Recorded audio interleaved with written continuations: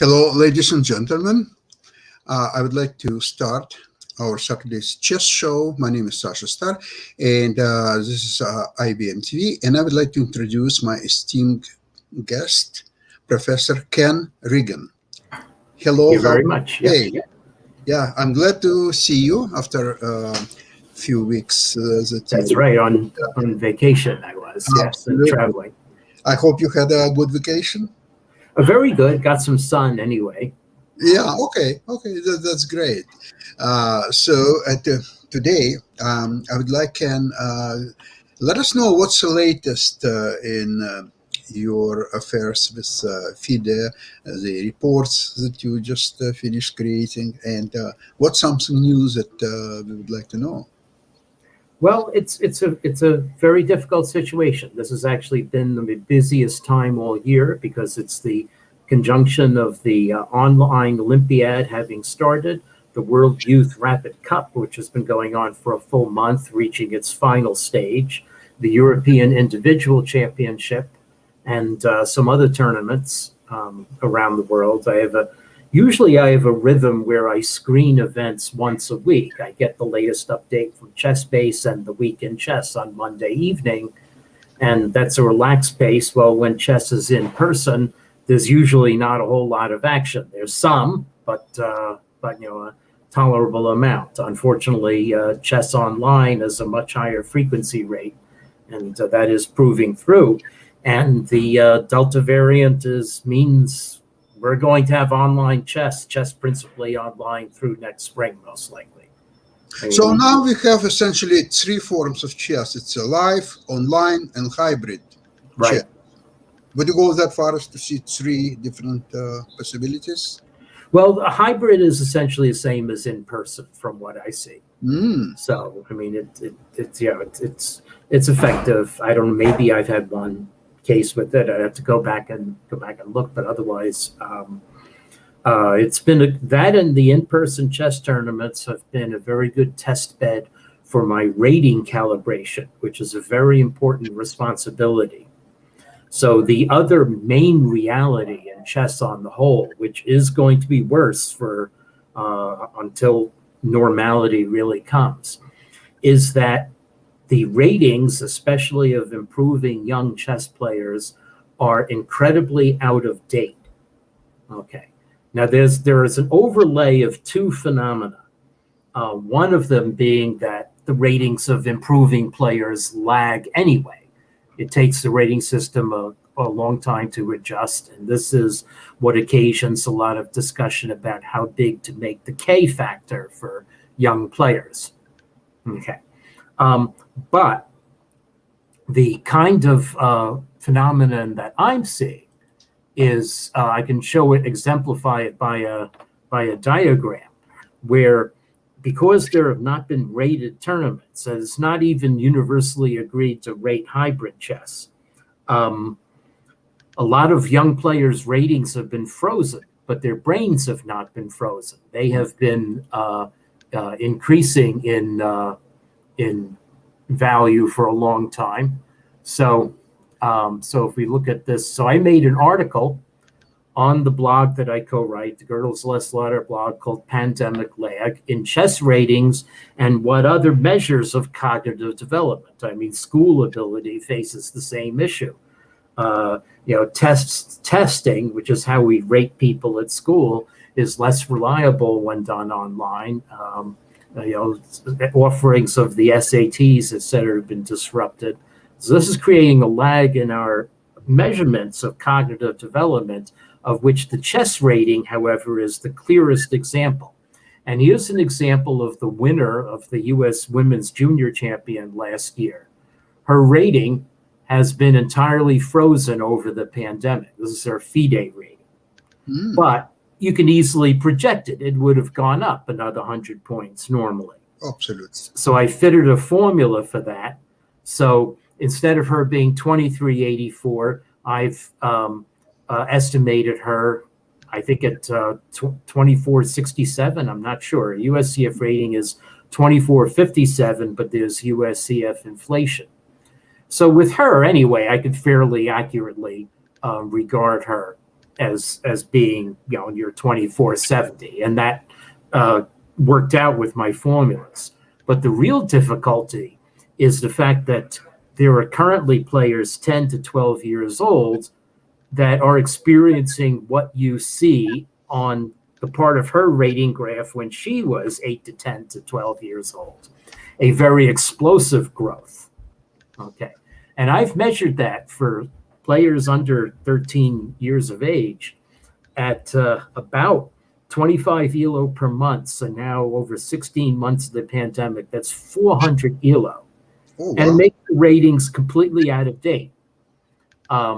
And what my article talks about the responsibility to adjust, certainly for my cheating cases, but I think quite generally overall. And what I talk about is after I make that adjustment, my intrinsic ratings of the players are very, very close to my adjustment.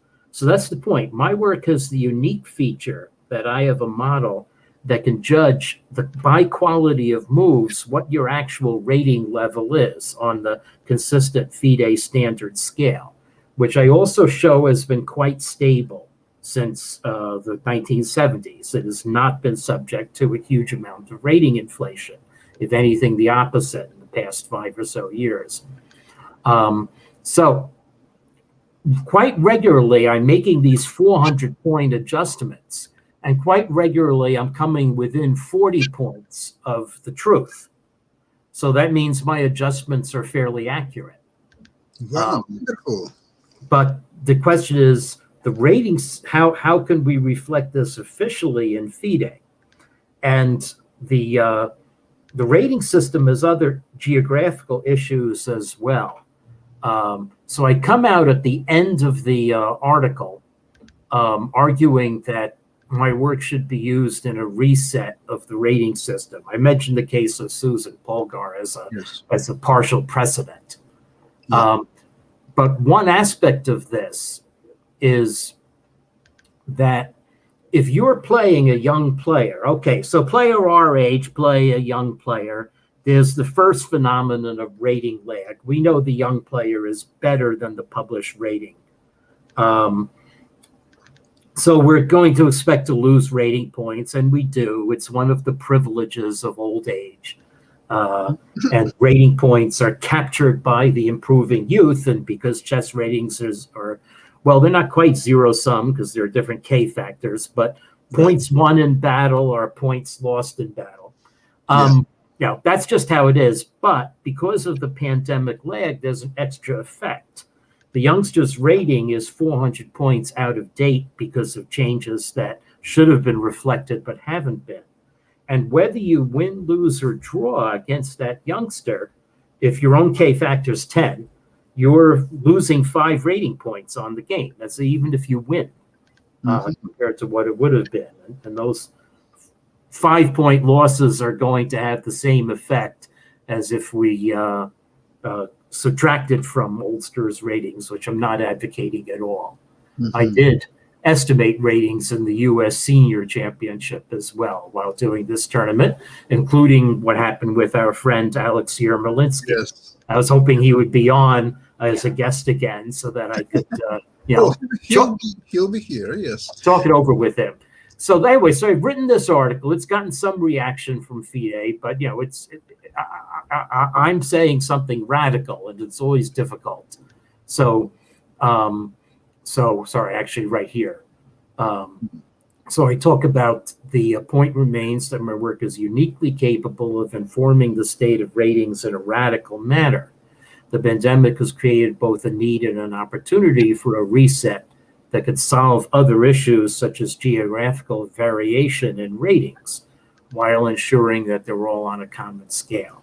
So this is a necessary step on any of my cheating tests because I have to estimate really what is the true value of the player. Sometimes I get help from the Players Federation, but I am absolutely taking this aspect into consideration in my work.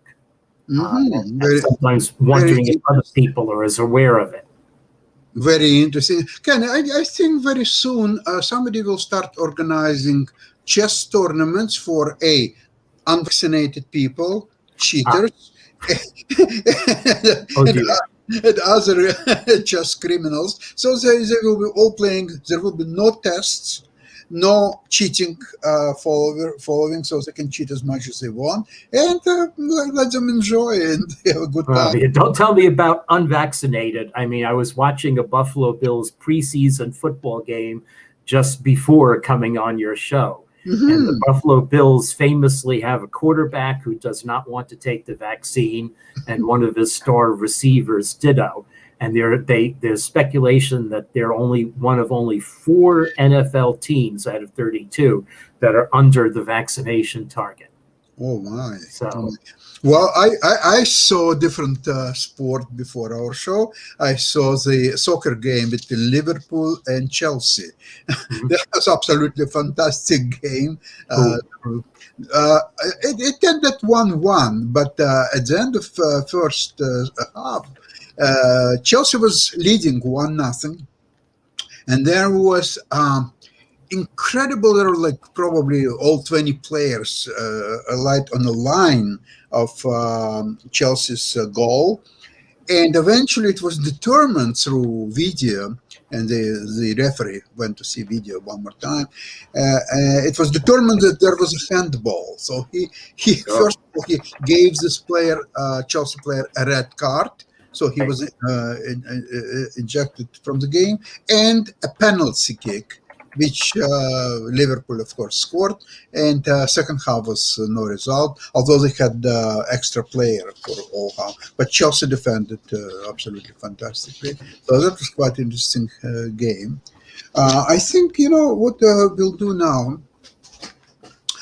One more thing I wanted just to mention, that basically what you're doing is incredible, because supposedly, correct me if I'm wrong, I think the rating system, ELO rating system in chess, became actually an event probably in the late 50s, early 60s. Is that correct? It was adopted by the USCF experimentally in the late 50s, and then I think officially in the early 60s. In the early 60s, and by mid 60s, I think it was already, I think by early 70s, it was already all over the world, including Soviet Union, although they were not very enthusiastic about that. But I think by early 70s, it was already adopted. So when Fischer played his incredible tournaments in 70, 71, and 72, ELO system was already there. But in the last, so we are talking about at least 50 years ago, but probably 60 years ago, it's more so. There was never a pandemic similar to this one that we are going through now. So therefore, there was never need to do the work what you're doing now. Wait, there was a pandemic when? 60 years ago? No, there wasn't one. Wasn't one? Yes, there was never. No, that's right. So therefore, there was never need for doing this adjustment, what you're doing right now. Right. Yes. So the pandemic lag phenomenon is yeah, that's right. I mean, as I said, there's the lag phenomenon in general, but that that rolls, and to some extent, my work is not reflecting the general lag phenomenon, but the point is that I have been measuring the pandemic lag phenomenon. The general lag phenomenon is something that stays constant over time. So I'm measuring the worsening of it by the pandemic lag phenomenon. I see. So therefore, the adjustment I have might even take care of both. Excellent. Ken, it's fantastic. As I said 2 weeks ago, I had a show talking about, or was it last week, actually? I think last week, that I was talking about correlation between investments and chess. I would like to have a small commercial break, and during the break, you will see the commercial about our investment shows that we have on Wednesdays at 1 o'clock. Okay, let's see it. Okay, great.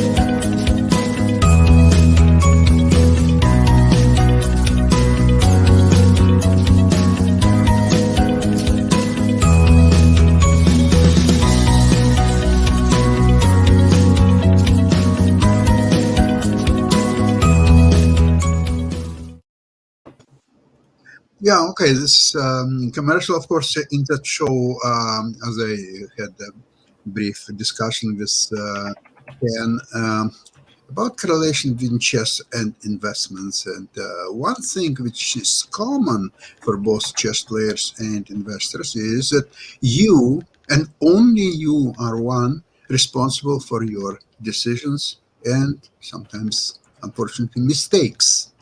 Right. The difference, though, is that in chess, your mistake basically could lead to loss of the game.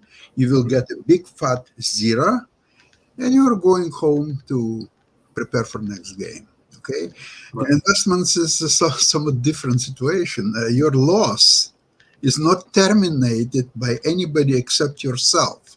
So unless you will terminate your loss, it can grow higher and higher. Sometimes you could be lucky, though; it could reverse somewhere along the way. But usually, trust me, more often it doesn't reverse itself. Certainly, if you're selling short or doing options tradings, you can have arbitrary losses. Yeah, If you just buy a mutual fund or an index fund or whatever, you can't lose too much. yeah, index But that's fund. boring. You just ride whatever everybody will endure during its investment cycle. So yeah, you can do quite well, but people want to beat index funds, and that's not easy. Most of the professionals can't beat index funds. Yeah, I read books like a chapter of Nate Silver's book, The Signal and the Noise, where there have been academic studies showing that there isn't any identifiable systematic factor that allows you reliably to beat the index fund. No, absolutely not. No, I mean, there's hindsight, but that's there's a funny principle in my field, which is that hindsight requires a lot of information. absolutely correct. So there's no low information way to outperform the index fund. That's the technical result. Yeah. Well, we'll talk, I believe, a lot about this. It's quite interesting, and I believe that a lot of chess players could be very successful in investments, especially talking about grandmasters, international masters level, because it requires a lot of logical thinking, a great belief in yourself. Funny, sometimes I exercise if I'm bored. I exercise one very interesting thing. What I'm doing, I'm taking, as long as the stock is liquid, I don't care whether it goes up or down or whatever it does, I initiate position. And it could be any position. I can go long, I can go short. It just doesn't matter. I initiate position, but small position, say 100 shares. And then I start manage the position at the end of the day, not in a particular day, but in a period of few days, even if it's losing position, I will find a way to make it winning position. So once I have a position, I investigate what the stock does. I see the graphs. I see a lot of different information about the overall stock market and this particular stock. And what I can do, I can leave it the same and just wait. I can add to this position if I believe that it will about start to recover. I can add another 100 shares, or I can reverse position altogether. Depends on what I see happening. And let's see if I went say 100 shares long, I will reverse it. I will sell 200 shares, which will result in me going short 100 shares of the same stock. So it all depends. So it's kind of a way to manage the trade, and therefore I'm not scared of any position. Whatever, I have a lot of positions, and I measure each one separately, and at the same time all portfolio at the same time as well. So this is how I approach it. But anyway, what I'd like to do now, I would like to show. Probably most professionals know this game, but I would like to show a game which was played 60 years ago in 1961. It was played in the Soviet Chess Championship, which arguably was at that time the strongest tournament in the world. And it was played between two super grandmasters. One was, unfortunately, both are late, Leonid Stein, who was probably easily one of the top 10 players in the world at the time. And, of course, Tigran Petrosyan, who 2 years later became a world champion by beating Botvinnik. So I would like to see if I can share the screen. Hopefully I haven't pinched that from you yet. There's a famous loss by Stein to Bobby Fischer that I always thought was beautiful. It was Fischer fighting Rudy Lopez. And all 4 knights were on the left side of the board as square. And that captivated me as like a... That's a fantastic. Too bad that Fischer didn't finish the tournament. And that'd be right. And poor Stein, he shared 6th to 8th places with Reshevsky and Gort. And in playoffs, Reshevsky prevailed, and he became a contender, but not Stein. Oh, that was from Seuss. That's right. Yeah. Absolutely. Yeah. Okay. Can you see my screen now? Yes, I can. Yep, it's good. Excellent. Okay. Then I'll show you this game.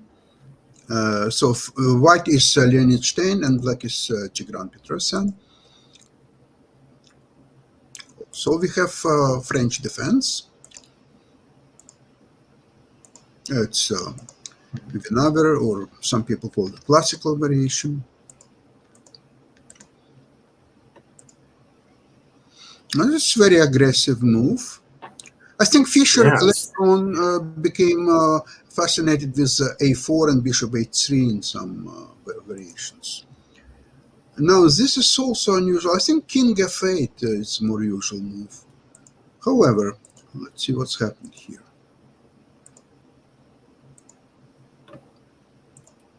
So far each side developed its pieces.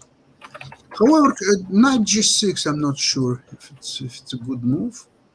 But anyway, the problem is that white has good development, more space.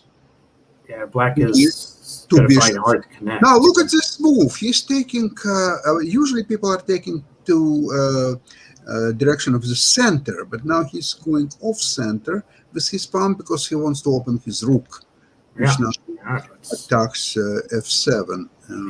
White's only problem is to activate the e2 bishop, but that's probably going to be good on h5. Yeah, so far, yeah, it's already becoming quite active.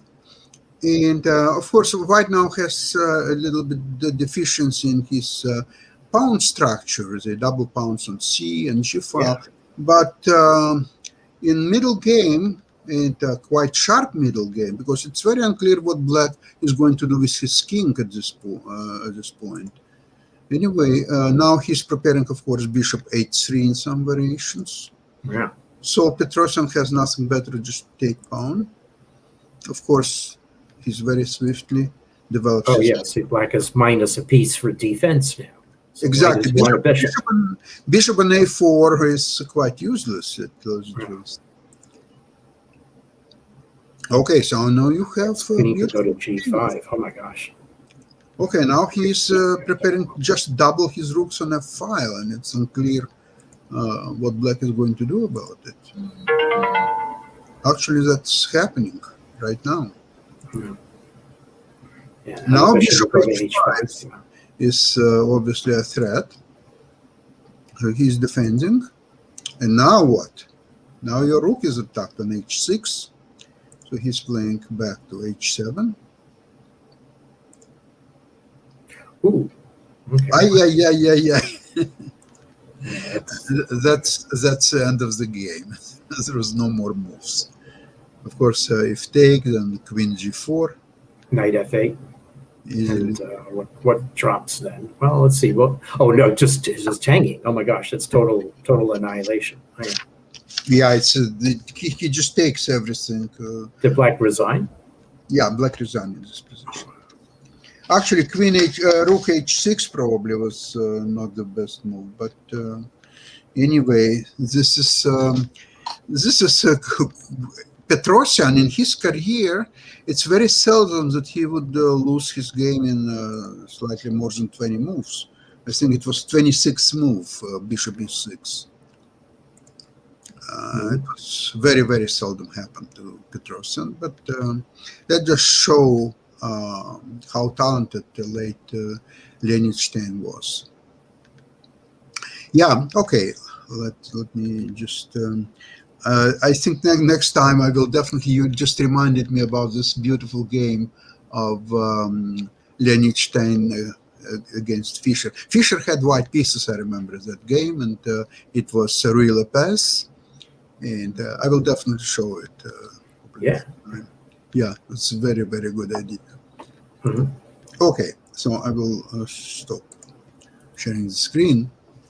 Yes, and I think 2 weeks ago, I had a very interesting program with Alex Yermolinsky about chess journalism. Apparently, chess journalism, in my opinion, is very different from what it used to be 20, 30 years ago, because at that time you had, for example, some grandmasters like Larsen. He was playing in a tournament, and right after the tournament, he was immediately typing his notes and commentaries to the games and so on. So next day in newspapers, wherever he was writing, they could show already the analysis of the games, or at least results of the game. So today, with everything is online, looks like people don't need the commentaries or anything like this, because they're watching games online, real time, with commentaries like Yasser Serevan, Peter Swidler, and other top grandmasters. So this case, what do you think, Ken, about chess journalism and where it would go? Oh well, yeah. Well, it's journalism. See, if you restrict journalism to be the covering of news, then it has diminished, because news often leaks out before someone would write an organized story about it. But if journalism really means the creation of an online community that's following events in real time, in other words, the role of a journalist covering a sporting event is to give the reader a picture of what the sporting event was like. But now we can often get a more direct experience of it. Because of online commentaries, right? Right. Online commentary and personality, color commentary plays a higher role. And this, my son, is in the world of, say, spectating on League of Legends and other online games. And those are huge communities and it really make a difference. And chess is knocking on that door. The pandemic has made chess very popular. And it was noted that some chess personalities were given contracts to belong to one of the main online streaming teams. Correct. With a fairly large salary attached to that, or a large contract price. Number one is Nakamura with the chess. Right, Nakamura and a woman too. What's not Botez or Shahadi? I forget. No, I forget who. Well, Shahadi, I think she just had a kid a year or 2 years ago, so maybe she's not as busy as before. But Botez, I think she's quite successful in. Right. Basically, so if you call. She's with her sister, the younger sister, and they're both they're playing quite, to tell the truth, quite mediocre game of chess. But they are laughing and they're joking and talking between each other. Oh my God, what did I do? And they're stronger than Adgamator. So yes, that's right. Yeah. But But at any rate, if you call that journalism, then it's been a very high arc. I wish I had more time to follow it myself. I really don't, unfortunately. I see. But what, of course, about chess, there are a lot of, again, before internet age, there was a lot of writings like journalism. There were a lot of books being written. Once tournament is over, there was somebody who would prepare a book about this tournament. There are some fantastic tournament books were edited. Different editors were doing them. But I think in one of the programs with Grandmaster Mikhail Marin, which participated with you several times, he noted that now to write a tournament book doesn't make any sense, because what you do, in order to annotate game, you will go to Stockfish or another program, and whatever you will publish, it will be basically a Stockfish analysis of the books that basically any 2000 L rating player can do. So how you can write a meaningful tournament book? Okay, you can write books about openings or about a chess player and analyze his games and so on. But just, okay, imagine one of the tournaments. Let's see, Carlsen had several online tournaments last year, okay? So let's imagine Mikhail Marin would write a book about one of these tournaments. So what he would do? They playing computerized lines, so he has to go into these computerized lines, how he can find mistakes if they are coming from Stockfish or some other programs. Anyway, what would you say to that? Well, I'd say that a skilled writer can always describe the ideas, and those ideas will be appreciated. So what it means is that an annotator cannot get along simply by, say, an informat or a telegraphic style dispensing chess expertise. You need to write in a quality way that can be apprehended by people. I face this issue on the blog. I write the Gödel's Lost Letter and P blog with the very distinguished professor Richard Lipton. And we could write at a very high level for graduate students, but actually there would be less uptake of our information. So Dick especially writes at a very simple level, communicating plainly, which people appreciate. And then we can ramp up people's appreciation, and often we have a more technical section or two toward the end of one of our articles. So that is, I think, is necessary also in chess. It's a human skill to be appreciated. The other thing about tournament books that I think would be fun so one of the things that captivated me as a kid is that the books of tournaments from the late 1800s, 1900s had a lot of atmosphere to them. Yes. Okay. And I appreciated that kind of writing as a kid. So I kind of would joke, could we write more about the atmosphere as if the players were wearing tails and arriving in horse-drawn carriages to the site, only the game, instead of Tarash Blackburn, is Anand versus Aronian, Anand's famous black opening surprise and mating attack. So some kind of game written in the older style would be very captivating. I'm